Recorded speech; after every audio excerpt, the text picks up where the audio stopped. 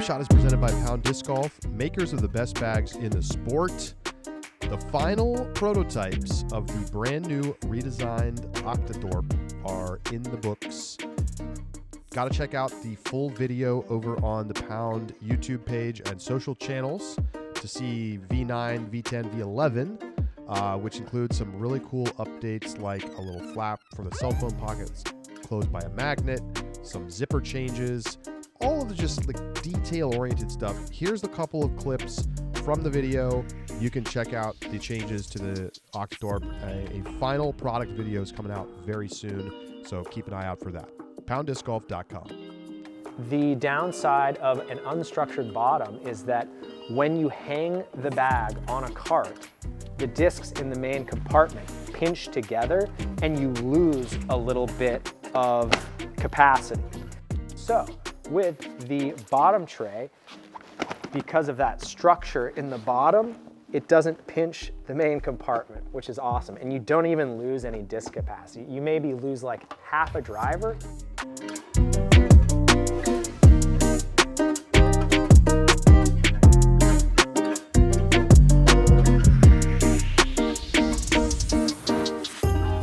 Welcome to the Upshot, Multi-World Disc Golf's podcast about the latest in the disc golf world. It is Thursday, February 6th. I'm Charlie Eisenhood, joined by Josh Mansfield, and we've got a very special episode for you today.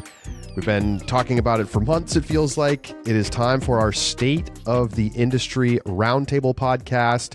We have three fabulous guests today who are already here. If you're joining us on YouTube, you see their smiling faces. And so I just really happy to introduce. We'll start with the person who was on the show most recently, Seth Fendley. He is the North American GM for House of Discs. Also, Sean Jack, longtime friend of the pod, VP of Partnerships at the Disc Golf Pro Tour, as well as Levi Wizzingham, founder of Pound Disc Golf, longtime sponsor here of the show. Gentlemen, welcome. Thanks for being here. Thank you. Thanks Very for having excited. us. Yeah, thanks for having us. All right, so we're hoping this can be truly a roundtable and not just me and Josh asking individual questions the whole time. So please feel free to jump in with thoughts. If something sparks your interest or you have a follow-up question for somebody else, go for it. Of course, we will moderate as we go through things. We are kind of like just in time for the show. We've kind of wrapped up the off season. Like, we just saw Ricky land at Discraft, and so we're kind of at what I expect to be the end of most of the sponsorship news. So, Seth, I want to start with you because House of Disc has been in the news a lot lately in terms of being a part of the state of the industry. With all of the things that House of Disc acquisitions over the last couple of years, kind of in a high part of the market, and then we've seen a little bit of a sales decline and some, let's be honest, troubling financial numbers released from House of Discs.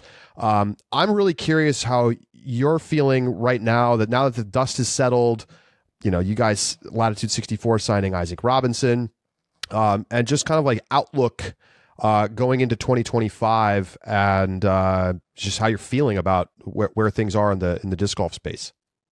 Yeah, I think that, we have a very optimistic outlook for 2025. We have looked at all of our different areas of business, right? Because it's not just direct to consumer. It's not just working with different retail partners. There's, multiple facets of our business that we have. And of those revenue streams, our work that we have with our retail accounts, so wholesalers and even our big box accounts are very strong. And really the place that we're looking to sort of make up ground on is our direct to consumer side of things. We have a very positive outlook coming from our dealers. While I think we saw a little bit of contraction in the dealer space last year, the reality is that the outcome on the dealer side of things, at least in our side of the business, was pretty much the same as the year before, if not a little bit up. And so we know that our retailers are seeing success out there. We know that the shift in the market is really impacting in different ways for different companies. And so for us, like I said, we have an optimistic outlook. We have a very sustainable plan for how to move forward. I think that there were some changes that we needed to make, right? Whether that was adjustments in staffing or adjustments in how we sponsor players, but it's set us up for a successful 2025. I want to broaden this just a little bit to all three of you, because, and Sean, maybe this is a little bit more in your capacity with the OTB Open, but we kind of got hit with a 1-2 punch with COVID in terms of both, one, the engagement in the sports and sales, and two, inflation that drove costs up drastically. How have you had to balance the both decrease in supply or the decrease in demand that has also been paired with the increased prices that came due to inflation? Like as far as spectating goes, like well, which sure, category? spectate. I mean, think about all the things that you put into, into the tournament. And Josh, if I can step on Sean for a second, our travel costs at the Pro Tour increased by 20% between the time that we set our budget in 2022 and by the time we got full swing into 2022. So I think that maybe helps contextualize a little bit more for Sean, maybe what you're looking for. I think yeah. Yeah, I mean, the traveling circus of the tour on the road is exceptionally costly. And that's something that we are absolutely looking at, flying more people out as opposed to having on the roads, reducing per diems. There's lots of savings. Honestly, it's not under my purview as much as it was. I'm in charge of earning revenue and not spending it.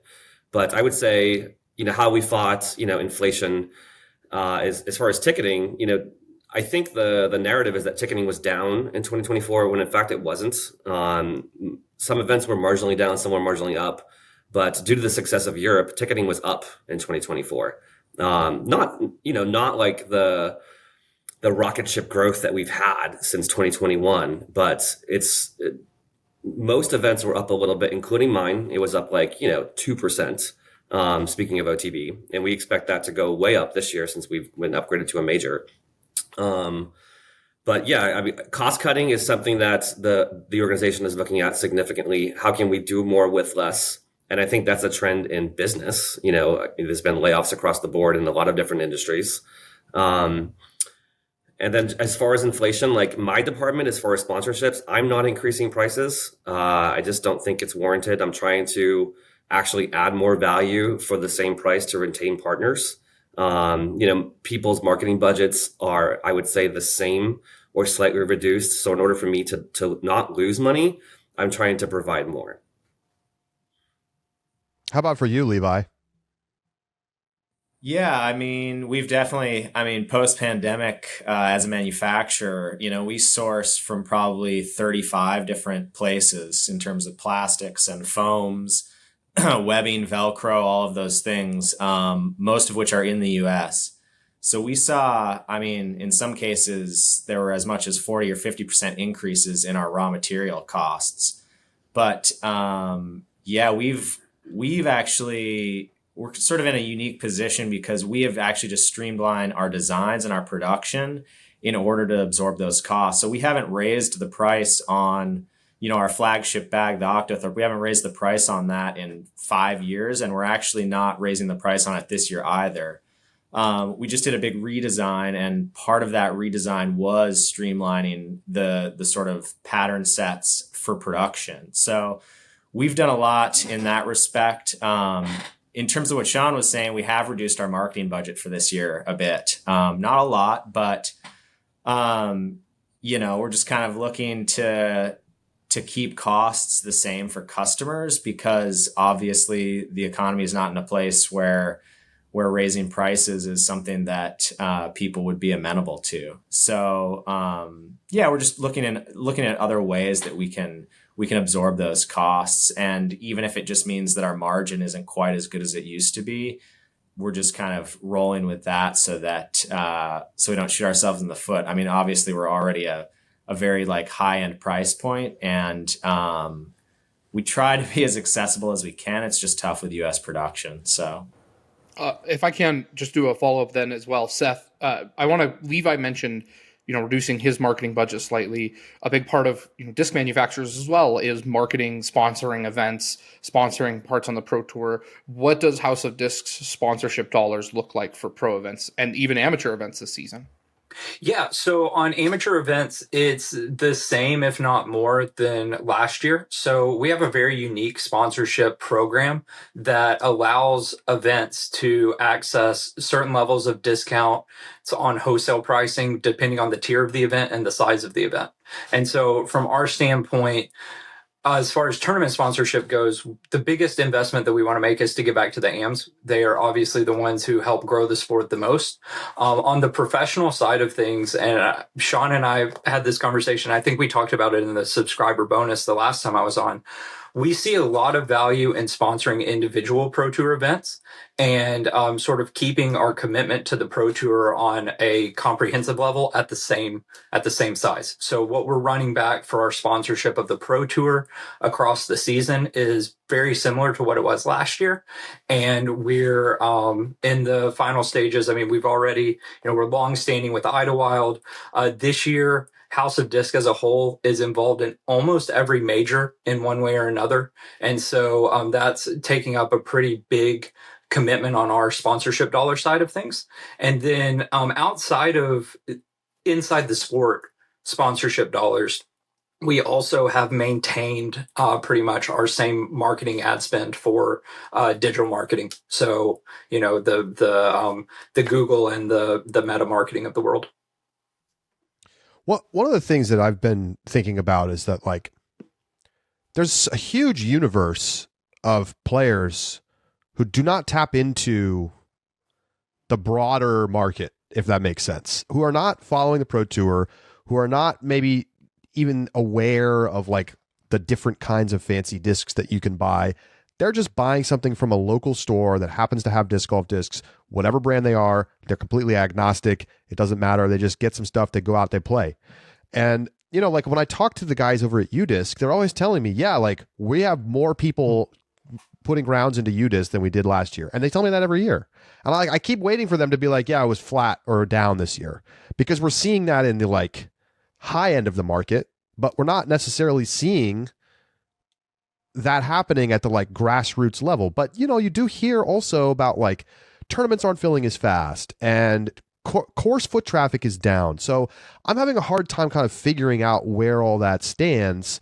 How much do you guys think, as you're all sort of doing things that are a little bit more of mostly focused on the high end of the market in one way or another, how do you think about getting this large group, maybe we call it 80% of players, I don't know if it's quite that high, but 80-20 is a decent guess, engaged in this universe of, people who listen to the Upshot?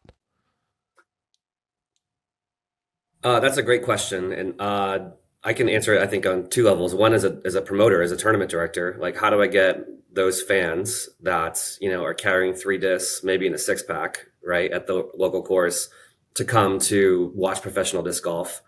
The more beers than discs crowd. Yeah, my favorite is the 3 discs and 3 beers in a 6-pack. Right. I'm waiting for like a pro shop to actually have a craft beer store and sell that as a package. For us, it's selling cheaper tickets. That's the first thing. We're doing $10 tickets on weekdays, which is something that this show has been clamoring for I think a few years now. We're looking at, for Champions Cup, doing free access with PDGA, active PDGA membership for maybe Thursday's competition. We're doing, the Pro Tour is doing more grassroots marketing where we're putting signage at every course within like 100, most busy courses within 100 miles. So if you go to Golden Gate Park Disc Golf Course, a month before the 2025 Champions Cup, there'll be a QR code to buy tickets. We specifically did like a grassroots campaign last year where we gave free tickets away to 15 or 20 clubs that are within, a 2-hour drive of Stockton. And then as far as like getting more people just to watch, we have about 1.5 million unique IP watching Jomez and our YouTube channel, but only, 50,000 subs, which is representative of like 3%. How do we get that to 6%, 10%? I mean, man, that would be awesome. And I think it's just time. People identify with, most public relations as human beings following human beings. So I think we just have to keep telling more stories, keep having folks like Kristen dominating and, just being stellar athletes. And for me, it's like getting people in the door to watch someone throw 600 feet when you throw 250 at your local course is awesome. And how can we just draw people in more? And I think it just takes time. Our viewership last year was up, on the live. Social impressions were way up, but it definitely takes time. We're not football where 1% of the people that watch play. 99% of the people that play, that 99% of our viewing audience also plays, which is like literally some of our competition, right? Like on Saturday and Sunday, viewership sometimes is like down compared to Friday because we're competing with you on the course. I'd love to hear Levi's response. Yeah, before I dive in. I mean, we're sort of in a horrible position to try to reach people in terms of like a business to consumer face in terms of our price points, but we do other things. Like one of the things we become heavily involved with queer disc golf, and it's a Canadian couple that is basically going around Canada and the US setting up tournaments for that are just all inclusive and for people that don't normally play, obviously safe spaces for LGBTQI folks. But it's not just that community. They're really trying to draw like anyone in that wants to play. And so, supporting like more community style things. We did last year we did like a big viewing thing at a brewery to get people in. Obviously that was more so, part of the insular community of disc golf as well. But it's tough. It's tough for us. I think those sort of like community engagement activities are the best way for us. We're not really trying to reach people to like sell them though in that respect. It's really just about like connecting with the community and sort of growing the sport in that sense. Seth, before you jump in, I do have one follow-up to that, Levi. You have an entire product line now, and we were chatting about it before the show, that is not disc golf exclusive. Your fly packs, your drink carriers, your overnighter, all of which I have and use. I'm using it on the trip I'm currently on. I have my overnighter. Do you try to market to other like outdoor or travel markets that aren't exclusive to disc golf, or do you rely on your disc golf market to also want the non-disc golf exclusive products? No, we definitely. So the other big thing, I think this is the fourth year. Well, last year was the fourth year in a row, third or fourth year in a row that we were one of the sponsors for an event called Brews for New Avenues. It's a local organization here in Portland called New Avenues for Youth. Excuse me. Their mission is to end youth homelessness, and they actually run the largest rare beer auction in the world. So they have breweries like Cantillon and Drie Fonteinen out of Belgium, De Garde here in Tillamook on the coast of Oregon. Honestly, the list of sort of like high-end craft breweries goes on and on. Moxa out of California was one of the title sponsors last year.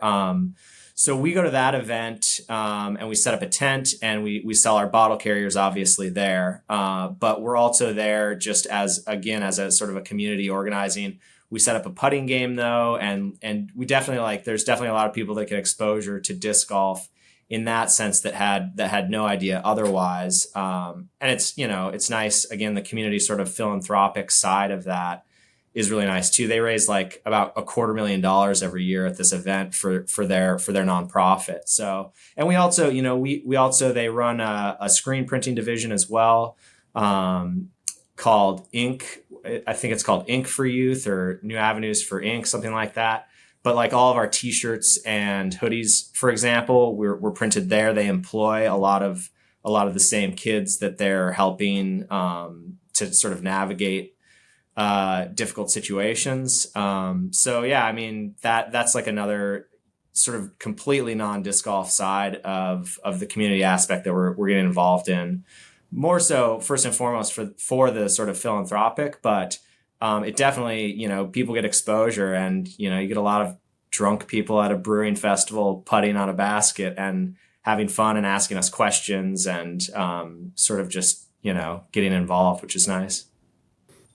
By the way, Josh, Yeah. that was a fantastically authentic ad read for the products. Yeah, I was thinking there's sort of two different paths that I wanted to sort of talk about here, and if I, at the risk of cannibalizing our time, I'm going to just dive into both. The first is sort of to Levi's part about bags. One of the things that I notice on the course, and I think that we can all sort of attest to this, is that just as much as we talk about the disc that we throw, we also talk about the bag that's on our back, right? And so we as a manufacturer have branded bags, and always get really excited to see our bags on the course and hear people talking about them. But I definitely have experienced those pockets of the country where the first person got their pound bag, and then they've spread the love, to everyone else. And I think sometimes it's even as simple as talking about the unique features that come with those products that really help get it out to the community at large. One of the things that we're very, very blessed with, I think I live in Florida, or have been from Florida for a few years now. And we have Tyler Searle down here who runs events, has an RV that basically is promoting all 5 of our brands to the masses. And it results in that one person who shows up, even if he shows up to the park not knowing that a tournament is happening, to end up with product in their hand that helps then spread it to all of their friends who didn't show up that day.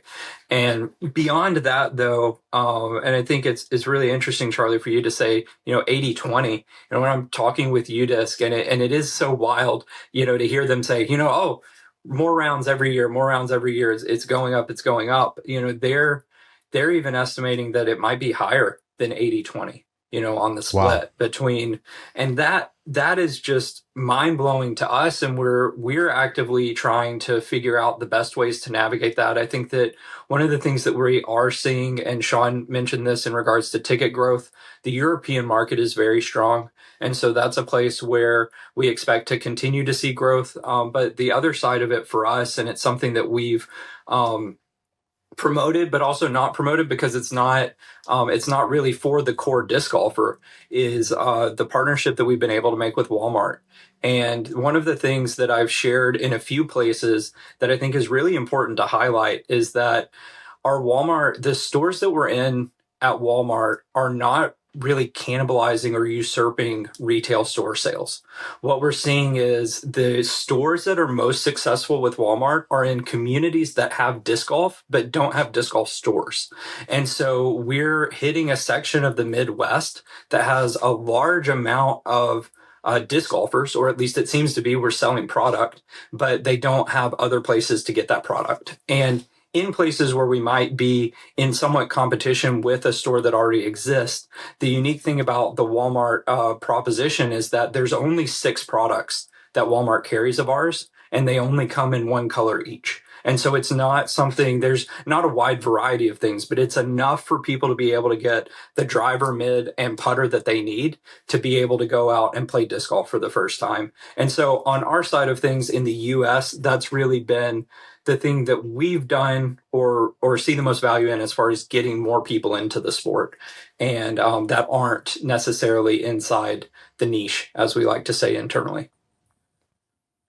I mean, Right. If I can interject just quickly, I mean, anecdotally, I think UDisc is definitely under recording because, I mean, for instance, my group of friends, there's only one of us in a core group of 8 people that uses UDisc. And, I've been playing for over 25 years, and a lot of the other people in this group, it's a variety, but most of us have been playing over 15 years, some more like 5 to 10, but one out of a group of 8 that has been playing a really long time I think the app is great functionally. I've used it once, but I just don't use a cell phone. Like the time on the course for me is a no cell phone time. So I don't want to know, as much as I'd love to have like stats of my rounds and stuff. For me, I separate that. The other thing I would say is I think there's just such a strange, sort of viewpoint within the community that like getting into big box stores is like a dirty word, and that And I just think we have to change our perception about that, because even someone like me that is, we're US based, all of our manufacturing is in the US, but like, we're not going to grow the sport by selling $450 bags to people that have been playing for 3 or 4 years. It's like, we're going to grow the sport by having access at places like Walmart that people can see the discs on the shelf and can just pick one up for, 10 to 15 bucks, whatever it is, and go out and play. So I just think, I think part of that is changing the perception around that as well, and just not sort of looking down on that kind of a marketing strategy, because it's not just about ROI for those companies. It's about actually like getting exposure for the sport as a whole. Well, I always think about like, if I'm going to get like a tennis racket, I'm going to buy it on Amazon or at like Dick's Sporting Goods. I'm not going to go to the specialty tennis store and buy the like elite racket, and name your sporting goods product. Like, unless you're deep into the niche, you're probably going to Dick's, Walmart, Amazon to buy the thing. Right. Pickleball. It's so funny that you bring up rackets, because I just started playing racquetball again, and I called the local racket store, and they were like, we don't have any right now, but we're getting them in. They're going to be, they range from $150 to $250. And I was like, okay, I don't really want to spend that much money. And I called all the other stores in town, and Big Five was the only place that had rackets in stock. I bought a racket for $50. It doesn't mean that if I like get further into the sport that I won't end up going to the local place and buying a $150 or $250 racket. But it's like, I'm not going to spend that much money on a racket when I'm not sure how far I'm going to get back into that sport, I mean, your beard might get in the way. I don't really know how you're going to manage that. Just tangle. We made it 23 minutes before we got a beard comment. That's pretty solid. We're 4 for 5 bearded gentlemen on the show right now. I have a little. Okay, we'll count it. Morning. Sean got the invite and was like, crap, I got to start growing it out again.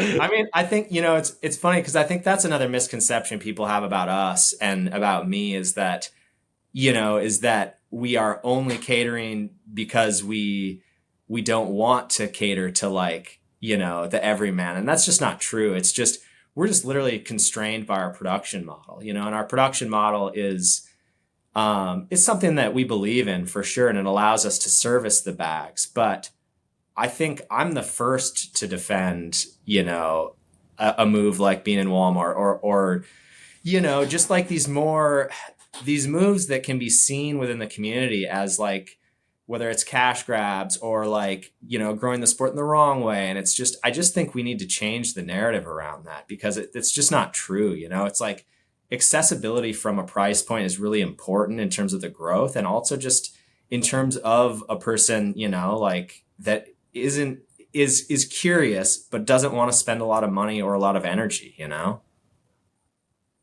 I think last March I was in Phoenix and Scottsdale area, and I went and visited both Ricky's store and Spinners on the Green, which is right on the Vista del Camino course. And it was really interesting to see. They had 3 different things that they always pointed people to.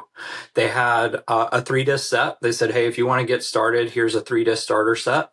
They had made, in conjunction with ABC Disc, a floating disc that was also cheap and easy to buy, and then their used rack. And they said, hey, these are the 3, if you're getting in and you're not sure, these are the 3 different places in the store that you can go to, spend less than $20 and get set up. And I think that's the sort of thing that we, a lot of people overlook maybe, or, you get to a point where you have this many discs, that as I have, and you're like, why, what is one more disc?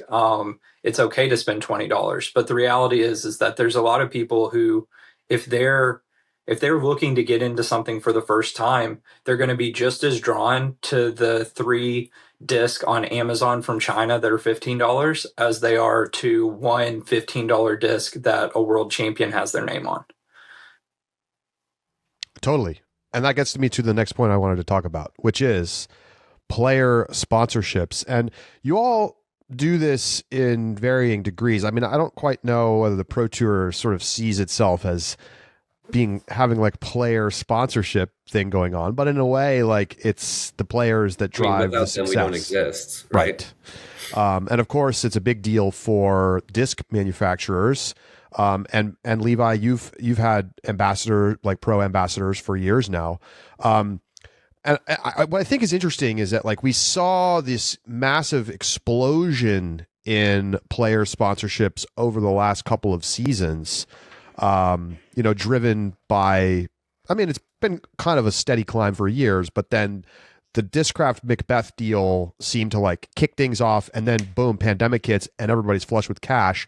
And we saw a lot of big deals happening. And now it's starting to feel like that's pulled back quite a bit this off season.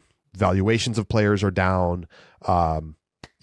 Speaking specifically to dynamic discs, Ricky and Kona let go early. And I want to start with Seth here because it's like I think the biggest factor, and you've been in the news. What's driving the choices here?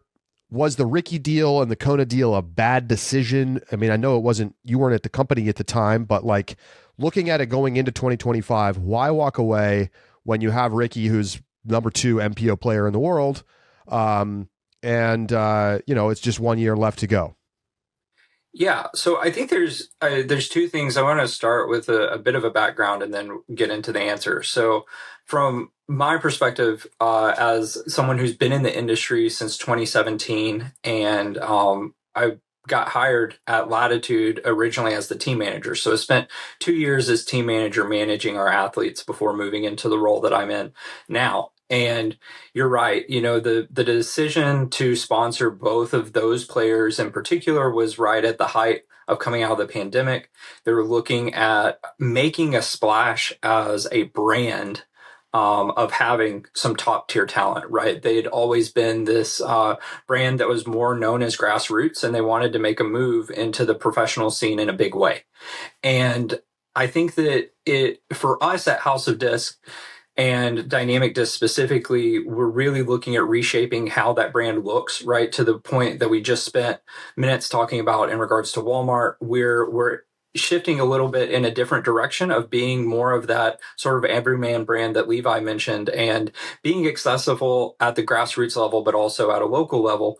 And so on those sides of things, having the Rickies and the Konas doesn't necessarily fit on the brand side. Now, that doesn't obviously answer the question in regards to, why not just let it play out for another year?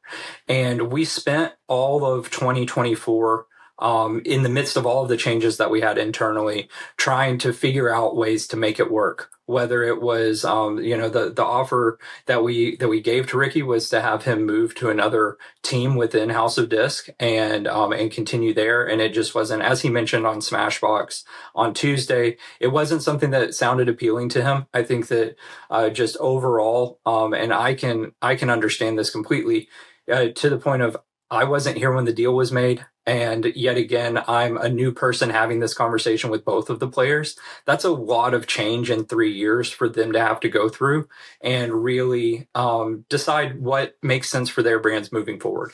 And so on our level, we have at Dynamic Disc specifically, we've reshaped what sort of players we are sponsoring, right? We've already talked about, and I appreciate having them on the podcast in regards to Evan Smith and then Parker Welk. But just before we started recording, we also announced, the return of Macy Veladiaz to the team. And so we're working on sort of rebuilding what the team looks like at Dynamic in a way that's sustainable, not just for the company, but also for the brand and what we're trying to do from a brand image perspective.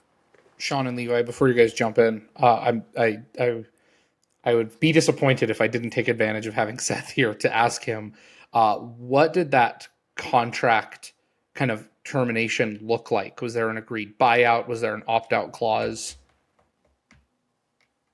Yeah, we had conversations just about how to move forward and reached terms of separation. I think that that's about as much detail as I think we both sides want to get into it. So yeah. Okay, thank you. Yeah. So Levi, how about you? I mean, you have some players who are kind of forced to leave sponsorships because they have obligations to their manufacturer. Have you rethought contracts at all? You talked about reducing marketing spend. Is that included on the player side? How do you feel like the player sponsorship impacts sales for you? Yeah, I mean, I think player sponsorships is one of the most difficult things as a company, especially for us. With ambassadors, brand ambassadors, tracking ROI is really, really difficult. I think it's a little bit easier for a disc manufacturer that can come out with a signature disc and they can see sort of like sales on that. For us, people aren't, with the price point being as high as it is with our products, there are very few people that are buying just because they love the ambassador. It's one thing to buy, a $25 disc because you're like, I love that player. I want to support them. I might not even throw that disc, but it's an entirely different thing to spend $450 on a bag just because you love Sexton. You know what I mean? Well, and I love Casey White, but I don't like the colors of his bag. It's not the colors I want my bag to be, right? So that's the other thing. It's very personal for people. Brand ambassadors, there's two sort of main parts to marketing, right? There's brand awareness and then there's direct ROI. And when we're running meta campaigns or we're doing Google AdWords search, when we're pumping money into Meta and Google, we've got analytics that we can look at and we can break down, what's working, what length of video is working, what kind of ads are working. But with ROI on brand ambassadors, it's really, really difficult. And I think for us in particular, we just have to kind of feel that out. And I'm, in talking with agents and managers, it's like, you're aware of what the market is garnering for a player as far as bag sponsorships. And for us, a lot of our partnerships that we make are with players whose brands align with our values more than anything. We're not trying to pump a bunch of money into a player whose values just don't really align with ours. And so we kind of cast a wider net with more players. We don't, other than say Sexton and Germ, who obviously unfortunately had to leave because of MVP, but those two guys aside, we kind of are in that sort of like B-list A players and players that aren't superstars, because just from a monetary perspective, it works better for us. And I think those players are a lot happier with the contracts that we're able to provide. And it becomes a little bit more of a partnership, and we help a lot with their brand awareness, because even with some of those, even lower level pros, we're offering them a signature bag and an opportunity to sort of like help build their brand awareness. But I think, a question I have for Seth, actually, I think another sort of misconception within the community is that you have to have these big pros in order to be a successful business. And I just think that's not right. You know what I mean? I think in terms of marketing dollars, I think it's probably more valuable to be putting marketing dollars into Meta and Google and putting, marketing dollars into, stores like Walmart. I think that is, unfortunately the reality of things, but that the sort of misperception within the community is that, oh, if you don't have those big players, it means these companies aren't doing well. And I just don't think that's true. And I wonder, like, if Seth could speak to that, has part of their strategy in like the post-pandemic boom shifted away from putting as much money and as much energy into, top level players because maybe they've seen that be the case? Yeah, I think that, to Charlie's 80-20 number, and if UDisc is telling us it's more, then the reality is that there's a large portion of the market that is yet to be captured. And the best way for us to capture that is exactly how you alluded to, Levi, through Meta or Google. And I would say I actually just shifted around some of our digital marketing budget earlier this week. And so I can say that we're spending as much, if not more, in that area of marketing for the business as we do in player sponsorship. The other thing internally that we've spent the past 2 years sort of talking through is where do players fit into the overall function of the business, right? Are they marketing or are they sales? Because if they're marketing, then you view them as an expense. But if they're sales, then you view them as a revenue generator. And those two things tend to be in conflict with each other because marketing is about building brand awareness and not so much tracking direct ROI, even though Google Ads and Meta allow us to do that now, which is great. And then the sales function, you look at your Tour Series disc sales or whatever and follow those very closely. And so we have spent time, and one of my sort of pet projects was looking into better ways to track the ROI of a player, because I do think one of the things that Dynamic Disc saw early on, and this was, pre my time at the company, but they saw a lot of value in sort of those mid-level pros like you're talking about, Levi, where there was a more of a partnership than just like a top level pro, where they were able to help build that pro's brand, but also help really promote the products and market themselves. And we're looking at how do we make sure that we shore those things up as we move forward and don't miss out on marketing opportunities with the players that we do work with. Sean, I want you to get the opportunity to talk to this a little bit as well, but I want to throw a question your way as you include it with your other thoughts. Some of these mid-level pros that Levi and Seth are talking about are also pros that have announced that they will not be touring full-time this season due to the new financial realities of the tour. Is the Pro Tour concerned that some of those 1,000 to 1,020 on the MPO side rated pros have announced that they're not going to be playing tour full-time, or are you expecting that the demand based on the regional level is going to supplement that? I think your second option is that demand. Like, we've already have a lot of issues with most of our tournaments that are filling up, where we're boxing out the local 990 to 1015 rated player. And if this is a happy accident that more of those folks get a shot at the plate, then great. And I think overall, it's a small amount of people that are not returning to tour, but there's people we don't know their names of yet that are putting the work in the winter. And, fast forward to 12 months, we'll go, wow, we never even heard of that golfer. And I think, it'll just create more space for people to emerge. I mean, it's maybe not on the sponsorship side, but like on the Pro Tour earning side, there's never been a better time. I mean, we issued more payouts last year than we've ever had in history. I think 5 players last year earned 6 figures. Granted, there's more money on the sponsorship side, which, by the way, is not terribly unusual for other sports either, right? Like, I think Roger Federer probably made more money on Rolex than he did winning Wimbledon. So it's not crazy that that's actually the case. And then, honestly, I'm not nearly equipped to answer the sponsorship question as Levi and Seth. We hope to provide the best stage for those players to let them shine and do their thing and, get on coverage and highlight reels. So that way they can see the players throw the best discs. I was actually thrilled that DD picked up Parker. I love his game, and the fact that he won DDO is like, I don't know, the 50-something ranked golfer is that's arguably the biggest upset in disc golf history. So I think that was a perfect fit. But yeah, I can't talk about how the Pro Tour sponsors players. It's just not. I think we're a critical part of we're a cog in their machine. And whatever, my job title is VP of Partnerships because I want to be a partner of the folks on the call. And what can we do better to let their players shine?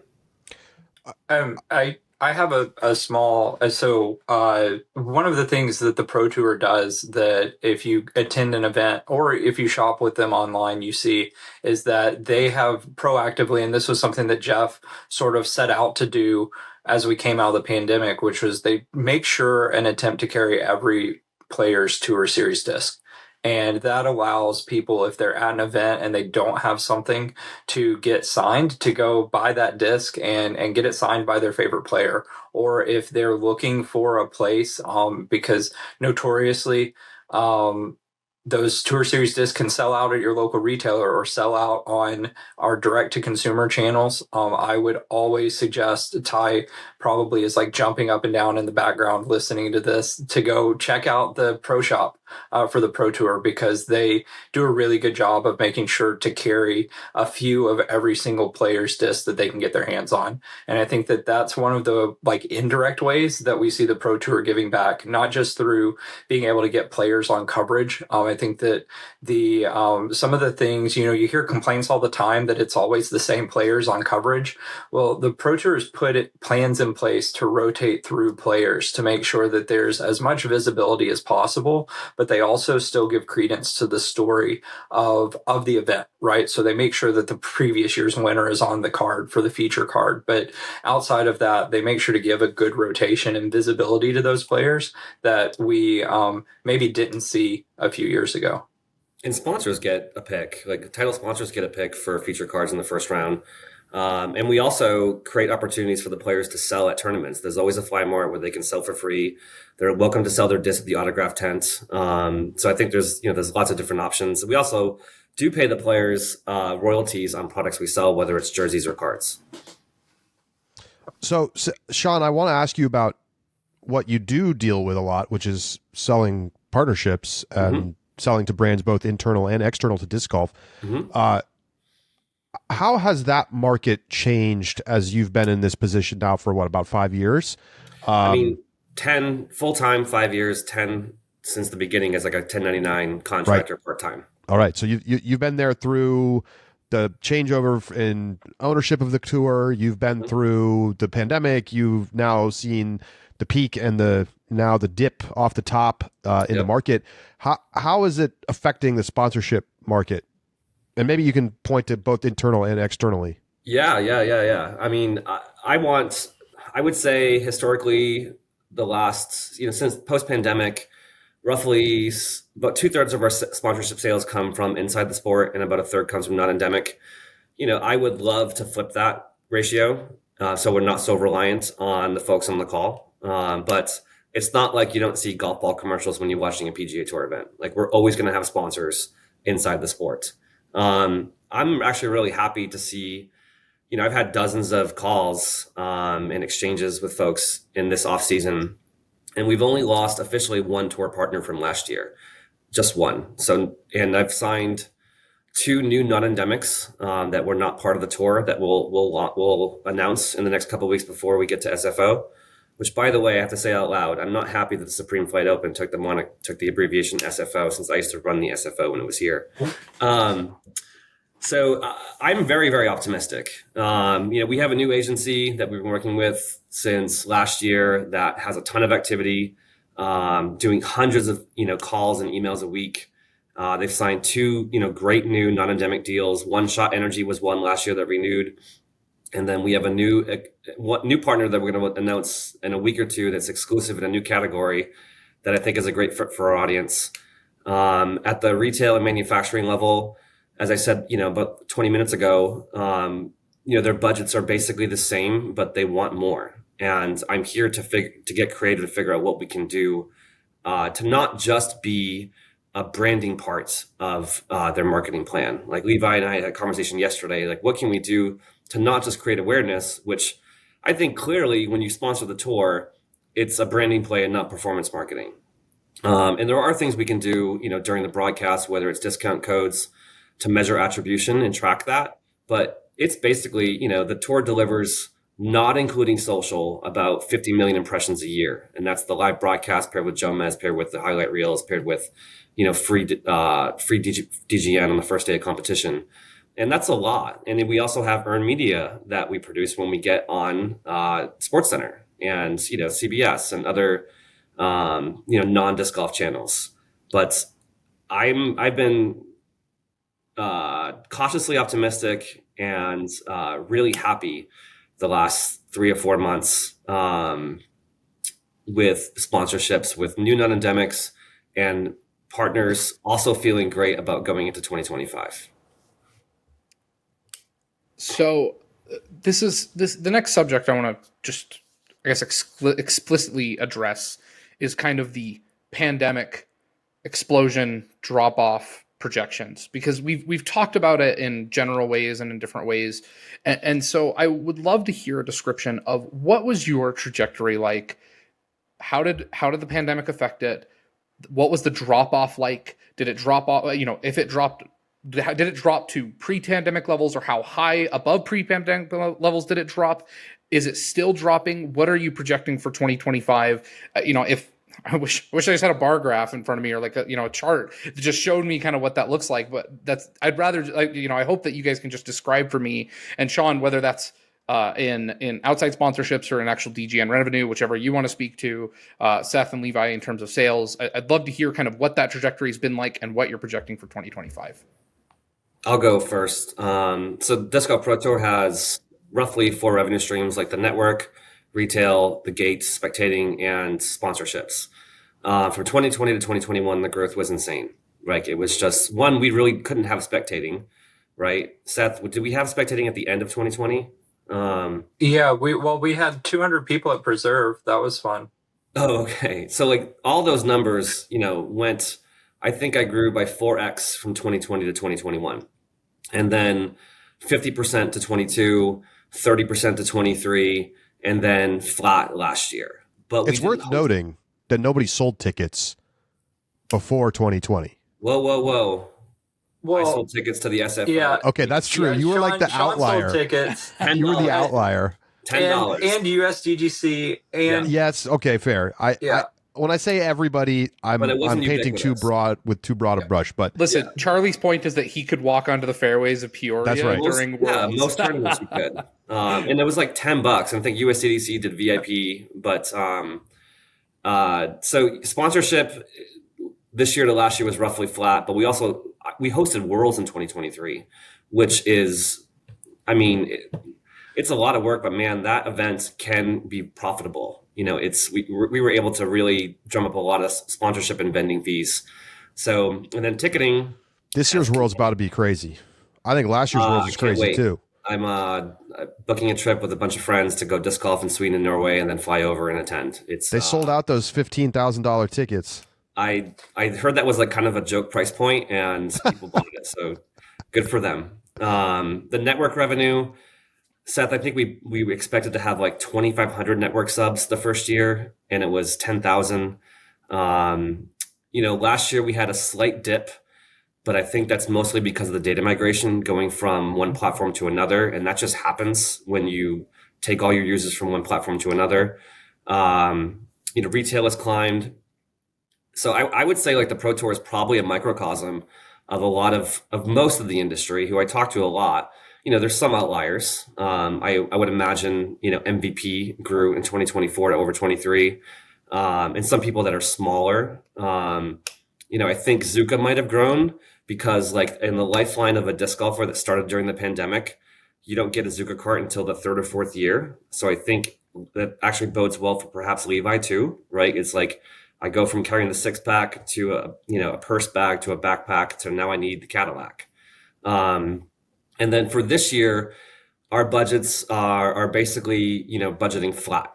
I'm hoping to dominate that number. So, I'm way in the black, but we're cautiously optimistic, but we're also trying to be realistic. And I think if we can match 2024 and get through this contraction, and then we return back to the 10 to 15% growth the industry has experienced for 40 years, then we're all doing great. Levi, is that true? Levi's got numbers. It's funny. I was talking to Sean yesterday, and I pulled our revenue numbers from the last 10 years since our inception, and our growth numbers year over year were about 26 to 27% each year leading up to the pandemic, and then they were 100%. 2020 to 2021, we more than doubled in size. Wow. In terms of revenue, and we could have honestly done more than that.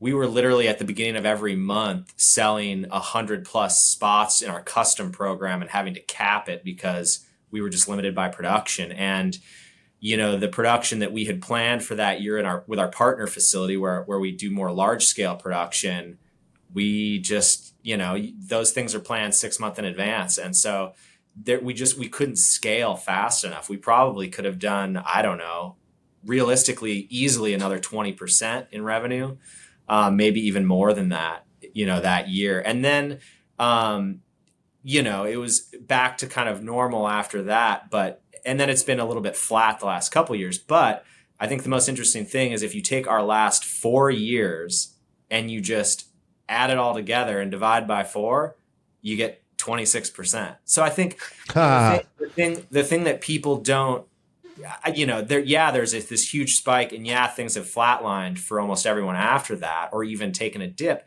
But I think if you take a more long-term perspective on things, growth is still happening in a big way. And I think I've always been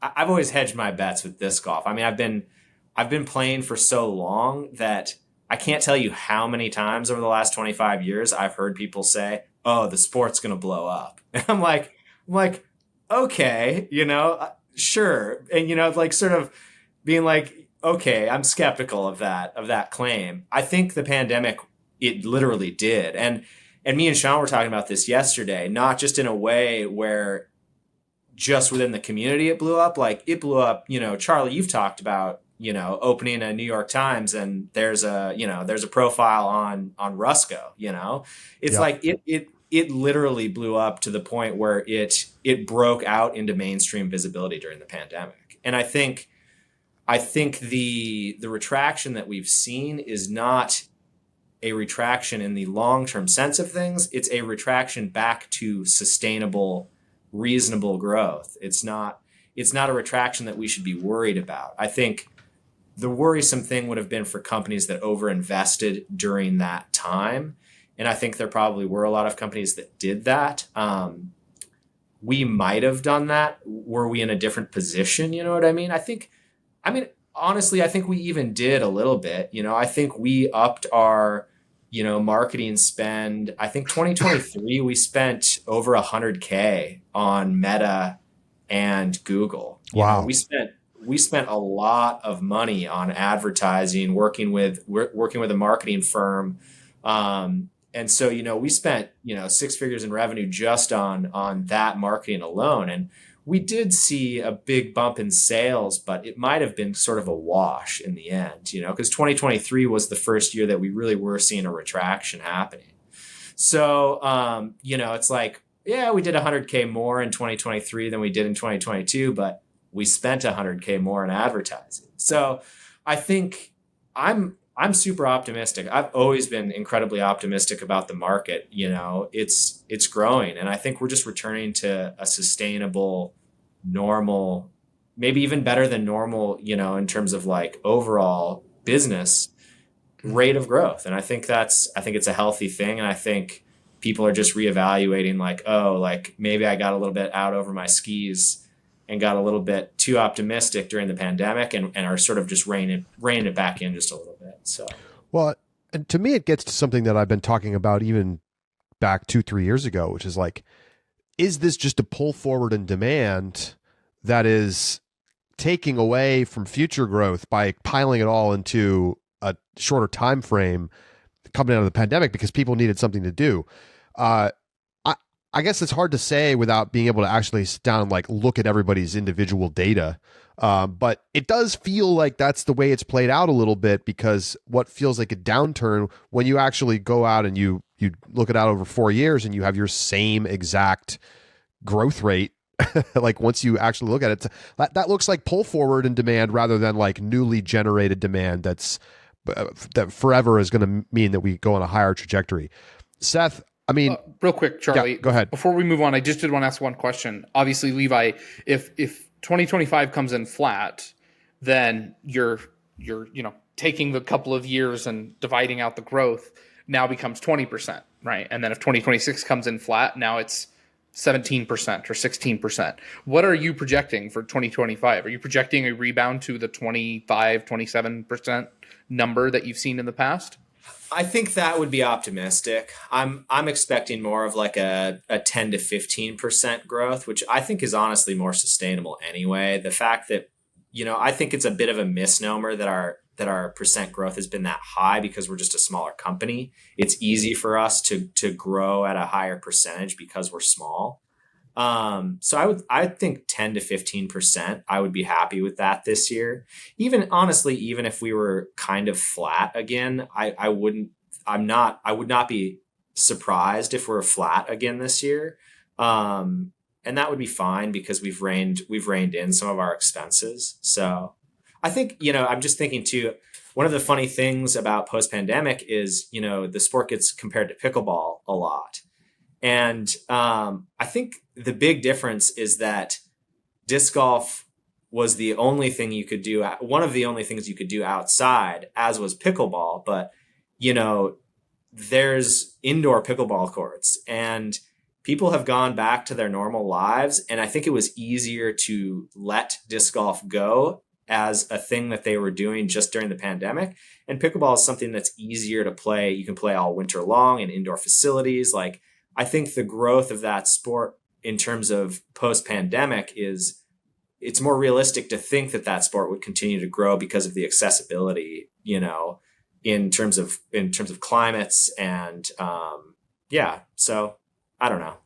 My hypothesis is that it's in part due to the fact that it's a very social sport and people are really looking for non-internet socializing in all kinds of ways. And disc golf is not super well positioned for that right now. I mean, I think there are obviously leagues and things and like you can play with your buddies, but if you're looking to meet new people, it's not like there's like great disc golf mixer activities, especially if you're thinking about for, like non-dudes. I mean, let's just be honest. Like here we are, five white dudes on a podcast. And it's just a reality, right? Like, and I think disc golf, if it wants to keep growing, needs to be thinking about how do we become more appealing to wider demographic base, and includes like the socializing factor, because pickleball, you play pickup with everybody. And like wherever you are, you're playing with, and you're meeting people, and like it can be, then you could go to the bar after. Like that doesn't exist as much in disc golf, at least most places that I know of. And I think that's having an impact on like pickleball's continued growth. Pickleball is also easy tennis. Like it's so easy. Well, if you can play tennis or ping pong, you can play pickleball and have fun the first time. 100%. We are not that solved for golf. No. Right? It's not the same sport where I played tennis growing up. I hate playing with people that can't play. Like it's not fun. And pickleball cracked that code. But I do agree with you, the social element. Most people are renting a court with 6 to 8 people and rotating in and out. Right. And I love the rise of like the pickleball bars and restaurants. I think that's so cool. Right. By the way, the pickleball said that in 2023, more people played pickleball in the US than tennis. It wouldn't surprise me. Like 37 million. Like so much more accessible. 10%. Yeah. Yeah, I mean, I think you're speaking to a huge problem for disc golf is the sort of insular nature of the community is one that can feel pretty standoffish. I mean, I've traveled a lot just to play courses, and I mean, you can go to courses and people are not necessarily that inviting to like, hey, come hop in and play with us. And I'm guilty of that too, right? Like I'm guilty of that when I go to my local course and it's me and my buddies, and like, there are those times that there's a single that you can tell is from out of town and you're like, I don't really want, like, I just want to play with my buddies. You know what I mean? I don't necessarily want to invite that person in, but that's sort of beside the point. I think we do need more community events that are just like for fun, and they're meetups. Yeah. That are just like, there's no, the competition is like a very far second to the community building and like the fun and just hanging out with. I mean, the new thing is running clubs, which is just dating pool with like fake exercise, and then everyone goes to the bar and drinks tons of beers. To Levi's point, and then I want Seth to talk a little bit about his kind of sales numbers that he's got as well. The first league I ever went to, I'd been playing disc golf for a year and change. I was like, you know what? I should go to a league. That sounds like fun. I show up. There's a backup. And I was by far the worst player. Like there was zero shot I was earning a single dollar from this event, right? Like I just showed up. I paid my $10 because I wanted to meet new people and play in a competitive format. And so we have a backup. And so I just like start putting at the basket that's right next to the tee pad. And a guy literally, he's like, I should stroke you for every one of those putts you just took. First league I've ever been to. I'm horrible. And I'm like, well, I don't want to come back here. I didn't for years until I was a lot better. But a player who wasn't as engaged as that, like, wouldn't have come back. And they would have just been done with any sort of competition or like bigger involvement in the sport. Yeah, and I'll jump on that too, and then answer the question as well. Like I was introduced to the sport. I'm on year 19 this year, which is wild to think. But introduced to the sport, and the local club. I'm from Hot Springs, Arkansas originally. Local club does handicap league Sunday mornings at 8:30 in the morning.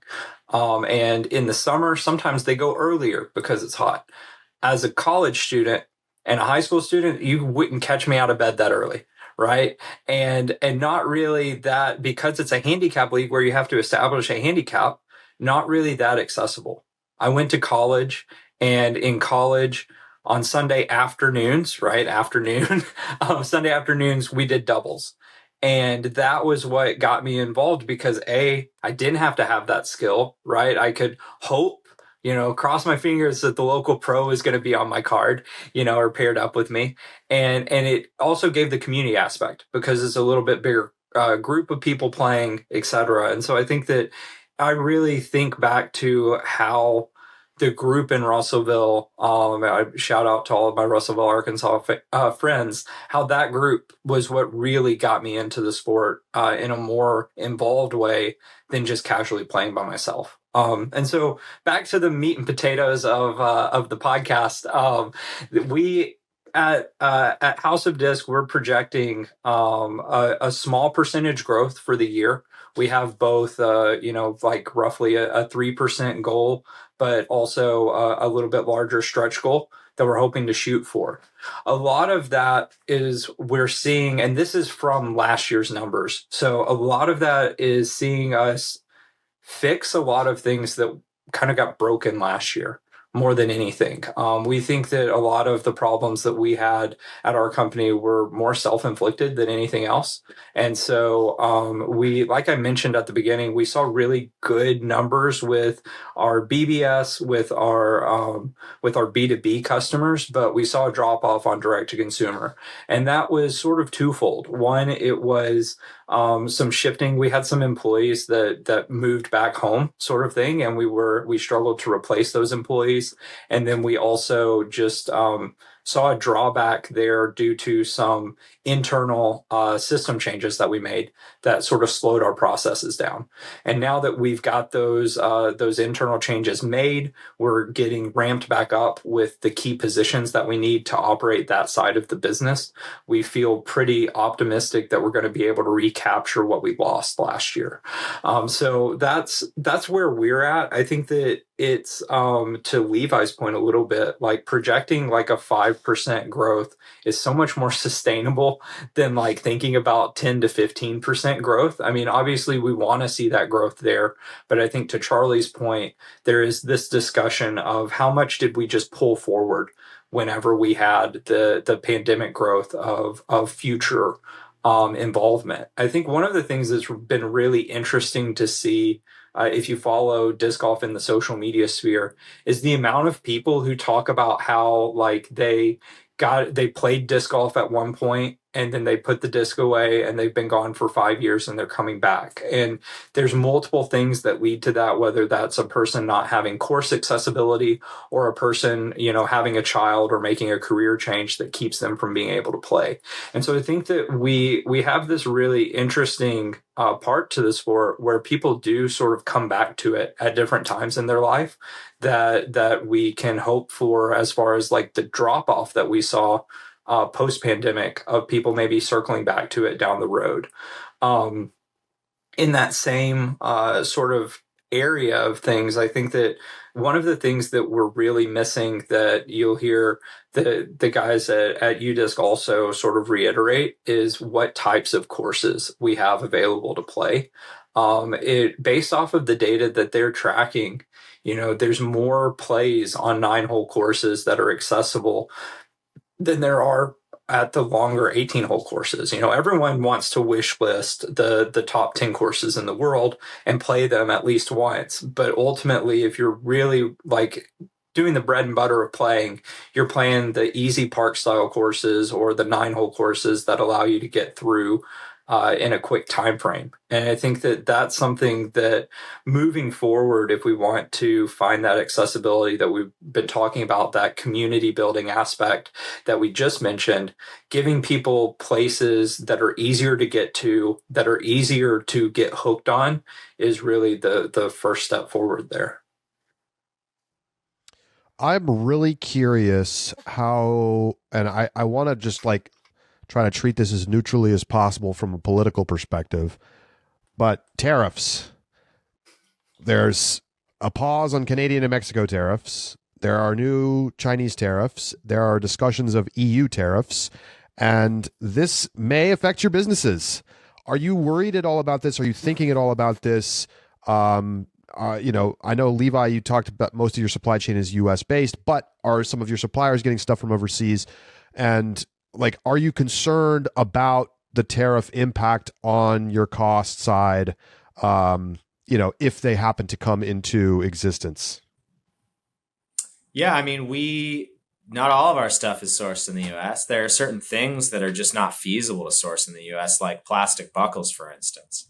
So we just purchased about a 2-year supply of plastic buckles because they come out of Taiwan from a company called Duraflex. So, I mean, that is something I'm aware of. And you pre-purchased based on tariff concerns? Oh, yeah. Yeah, wow. For sure. Levi, I mean, how much space does a 2-year supply of buckles take up? Like, is that a closet? Is that a room? Like, how much space are we talking about for that many buckles? Not as much as you'd think, because they're on the smaller side of things, but like, half a pallet rack. So it's not nothing for sure. But that was something that we looked at. I mean, you gain a little bit in terms of like the shipping cost as well. You get to reduce the shipping cost in terms of like price per piece when you spread it out over everything. But yeah, that was something that was on my mind for sure. And, I've been getting emails from any of our suppliers. A lot of our suppliers supply both import and domestic versions of the same product, whether it's like Velcro or webbing, stuff like that. And they've all been sending emails out the last year saying, hey, like price increases are happening. If you want to order now at the current prices, otherwise they're going to be going up. Most times in like the 20% range is what they're estimating that those prices are going to go up. So it's definitely, I mean, even being a US based manufacturer, it's not something that's a huge concern for us, but it still affects us. And we've still made the decision to, for instance, on buckles, as a result of that. So how about you, Seth? Yeah, it's an ongoing conversation on our end. I think that what we saw this past week with the sort of, hey, these are going to happen, and then less than 24 hours later, they're paused. It gives us a lot of, there's a lot of speculation as to what's going to happen. So we're trying to be as agile as possible in regards to how we're going to respond to that.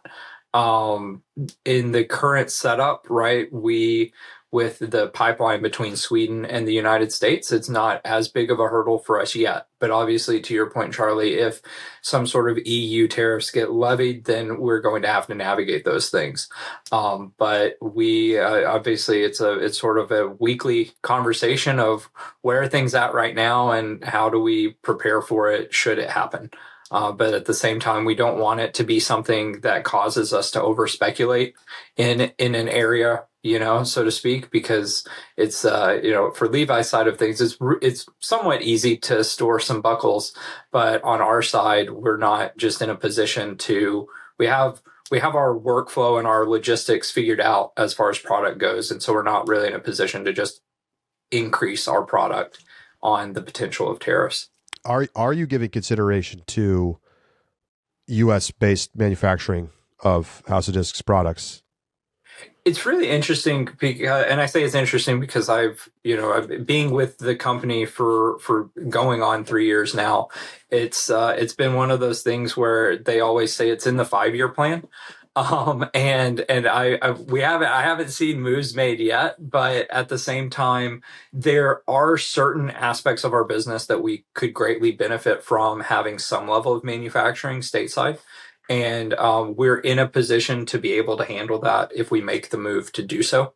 Right now, it's just a question of timing and how we make it all work. Sean, I'm assuming that this is not really something that you're thinking about too much at the Pro Tour.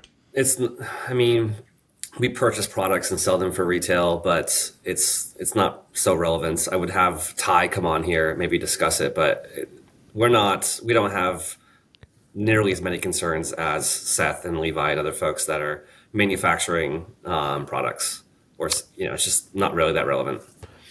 Okay, I think the final topic that I have is there something that can be a catalyst for the next leg of significant growth? We had the pandemic. It seemed to turn the trajectory pretty steeply upward for a while. Then it flattened out. Can we get something that nudges the growth rate from 5% to 12%? Or, doesn't have to be dramatic like the pandemic, but just like something that is a ongoing driver of more consistently larger growth. And what do you think that would be? That's a great question. I say I'm pretty bullish on just the recurring grassroots growth of disc golf for a few reasons. I'm not sure if you've all seen, like, Harvard has been publishing a happiness study that's now 80 years old. They've been following people since the 40s. And the things that are the most important for us as we get older to be happy are boiled down to basically two things, and they are movement and community. And disc golf delivers those. I mean, we are basically a cheat code for those two things. Like, being outside with people you love is almost impossible to not be happy. And we deliver that really, really well. How do we take that message and deliver it to the masses? If you watched the U.S. Tennis Open last year, they had literally, I think tennis has adopted a new slogan that says, tennis increases lifespan by 8 years. And tennis is using that at a grassroots level to get more people to play. So, like, what can we collectively all do on this call and the PDGA, all the manufacturers, to get the word out that, like, disc golf keeps you happy, having the community. And I understand, like, it's a little cliquey. Josh, I feel bad for you that you were almost penalized for practice strokes in a mini. That's all right. I came back. But, like, at my home course, which is one of the busiest on the planet, I'm always trying to get folks to play with me or welcome them into our group. And I would say also on the Pro Tour level, what we can do to get professional disc golf out there is, media distribution. Is like, how do we get more eyeballs on the sport outside our ecosystem? And I'm not sure if you saw yesterday, we brought on a new president of the company, Dominic. And, he's got basically three things he's tasked to: is increase media, increase sponsorships, and perhaps increase investments. And like pickleball is on the tennis channel. How do we get on the golf channel? How do we get more on ESPN? How do we just expand our reach while also preserving, the promise that we have to our subscriber base? So that's what we're working on this year. I honestly wish there was, like, maybe someone from the PDGA is like, what are they doing at the grassroots level to just get more people throwing discs, getting discs into kids' hands. I actually have this crazy idea that how do we get courses on retirement communities?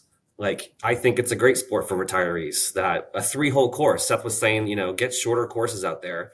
Retirement communities oftentimes have tons of acres with beautiful property. Let's get baskets on them. And obviously it's great to get a kid playing, but when I see 35 to 50-year-old, individual that starts playing disc golf that has resources, he affects the game more than a child, because he's the one that's starting a league, building a course. So how do we identify more of those individuals and just keep rowing together? I mean, aerobies, man. There's a guy that there's like a 70-year-old guy that plays Blue Lake with.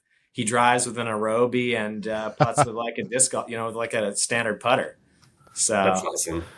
No, but I think AB with an aerobie, the AB aerobie, like 2,000 foot drive. Yeah, it still has the world record, I think, for the longest thrown object by any human. Yeah, I think that's true. It's like 1,400 feet, something insane. Yeah. I think more 9-hole courses. I mean, we've got a local place here called the People's Court. Mm-hmm. They do, there's pickleball courts. There's there was unfortunately got pulled. There was a 9-hole sort of like circus putting thing in the basement for disc golf.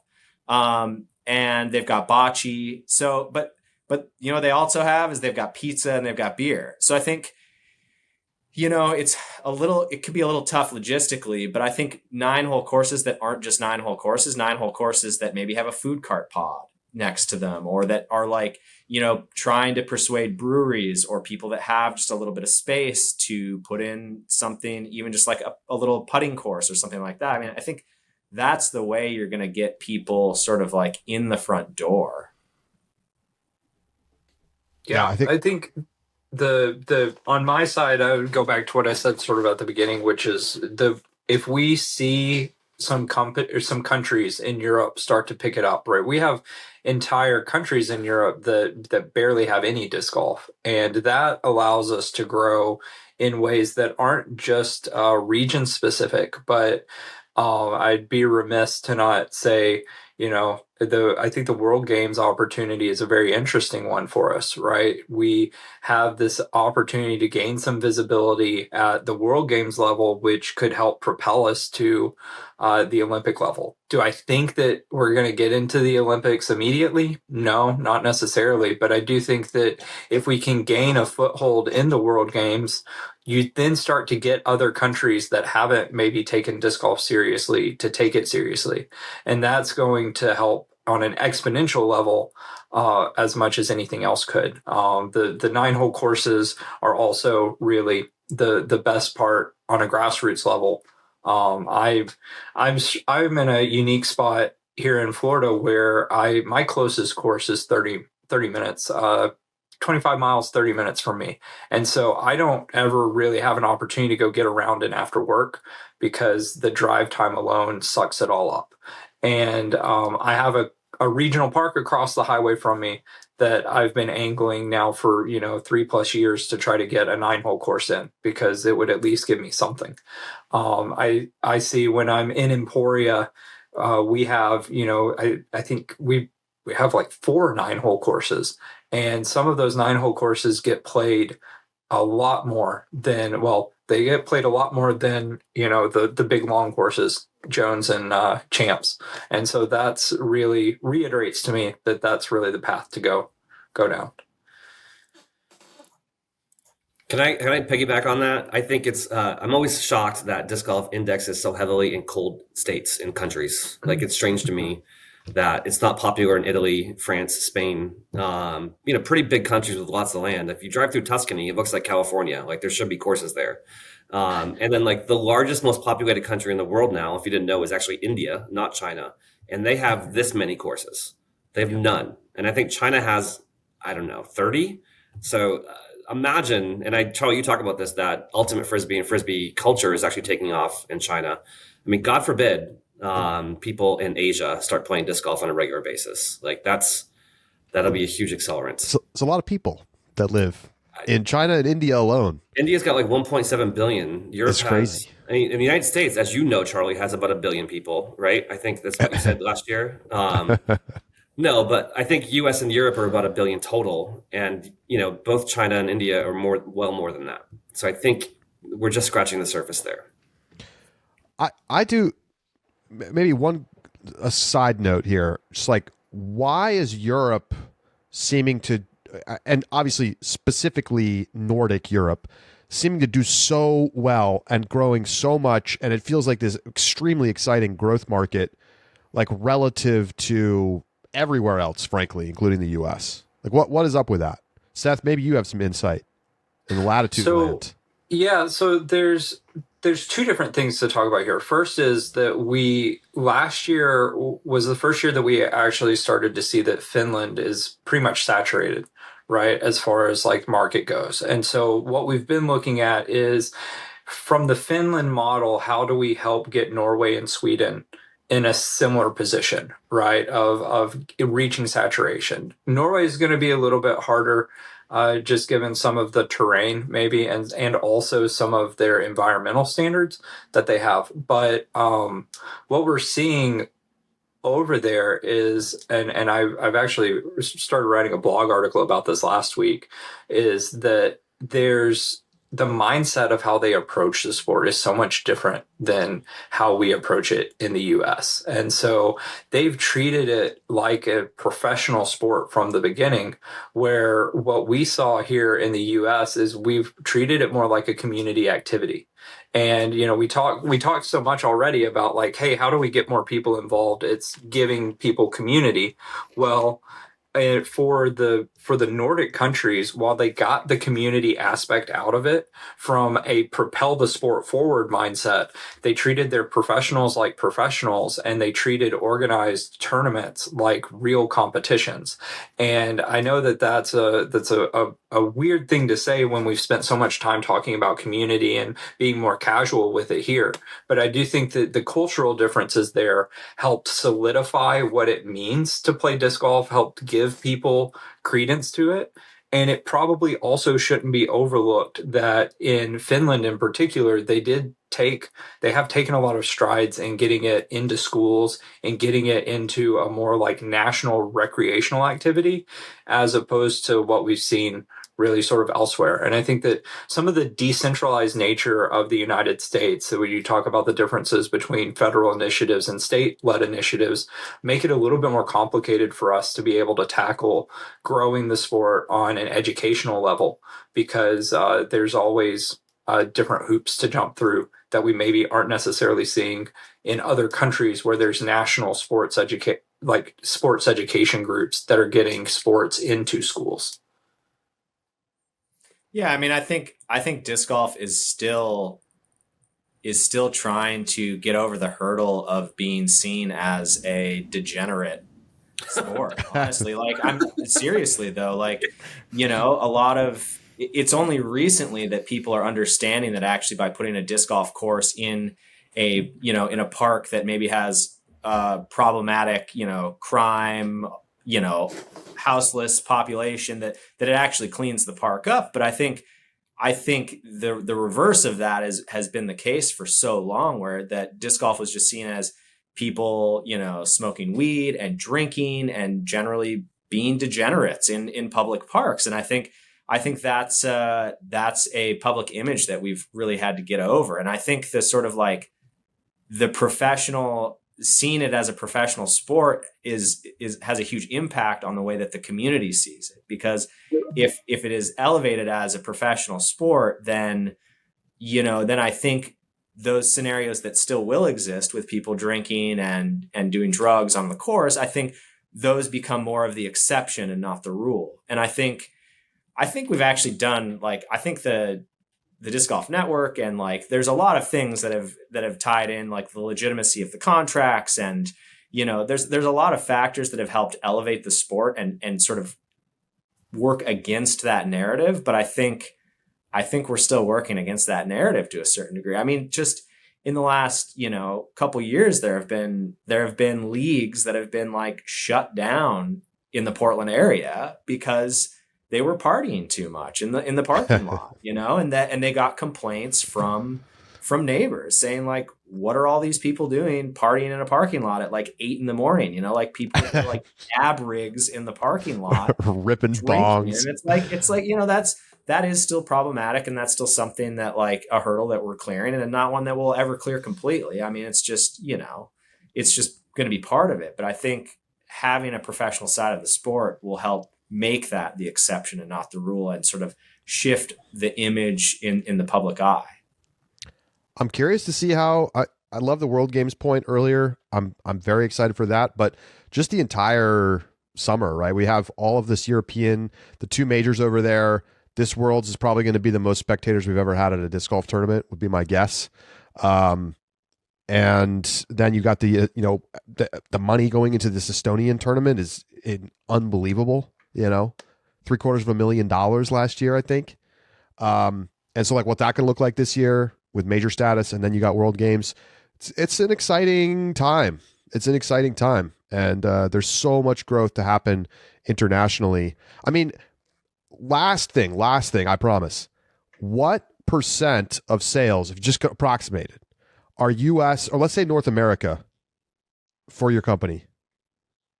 So we used to operate on somewhere between an 80-20 to 70-30 split between the two sides. But last year shifted. We're pushing 60-40 between 60 US and US. Europe.